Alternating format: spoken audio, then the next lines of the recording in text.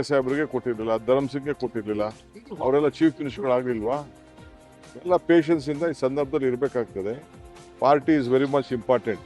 ಯಾರು ರೆಸಿಗ್ನೇಷನ್ ಕೊಟ್ಟರೆ within few minutes I am going to accept. ನಾನು ಈಗಾಗಲೇ ಎಲ್ಲ ನಮ್ಮ ಬೋರ್ಡು ಕಾರ್ಪೊರೇಷನ್ನು ರಿವ್ಯಾಂಪ್ ಮಾಡ್ತಾ ಇದ್ದೀನಿ. ಎಲ್ಲ ನಮ್ಮ ಆಗಲೇ ಟೈಮ್ ಆಯಿತು. ಎಲ್ಲರೂ 2 ವರ್ಷ ಅಂತ ಮುಂಚಿತವಾಗಿ ನಾವು ಹೇಳಿದ್ದು, ಮಂತ್ರಿಗಳಿಗೂ ಹೇಳಿದ್ದು ಅದನ್ನು ನಾವು ಮುಂಚಿತವಾಗಿ 2 ವರ್ಷ. ಈಗ ಎಲ್ಲರೂ ಕೂಡ ರೆಸಿಗ್ನೇಷನ್ ಸಬ್ಮಿಟ್ ಮಾಡಿ ಅಂತ ಅಂದ್ಬಿಟ್ಟು ಬೋರ್ಡು ಕಾರ್ಪೊರೇಷನ್ಗೆ ಫಸ್ಟು ನಮ್ಮ ವರ್ಕರ್ಸ್ಗೆ ಹೇಳ್ತೀನಿ.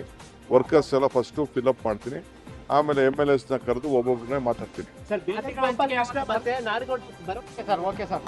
ನಿನ್ನೆ ರಾತ್ರಿನೇ ಏನು ಹೇಳಬೇಕು ನಾನೆಲ್ಲ ಹೇಳಿದ್ದೀನಿ.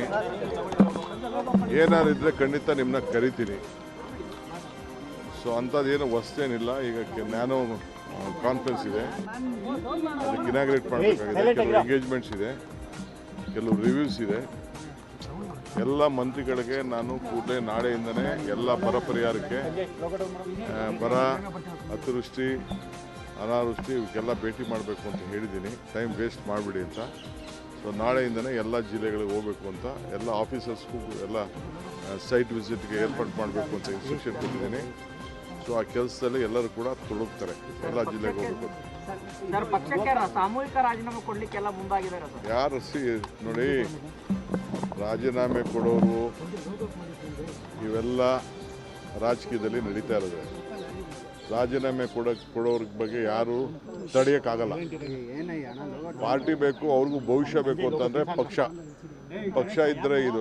ನನಗೆ ರಾಜೀನಾಮೆ ಕೊಡ್ಬೋದಾಯ್ತಲ್ಲ. ನಾನು ಧರ್ಮ್ ಸಿಂಗ್ ಕಾಲದಲ್ಲಿ, ಬೇರೆ ಕಾಲ, ಸಿದ್ದರಾಮಯ್ಯವ್ರ ಕಾಲದಲ್ಲಿ ಎಲ್ಲ ನನ್ನ ಮಂತ್ರಿಗೆ ತಪ್ಪಿಸ್ತಾರಾದಾಗ ನಾನು ಪರಮೇಶ್ವರ್ ಇಬ್ಬರು ತಾಳ್ಮೆಯಿಂದ ಇರಲಿಲ್ವಾ?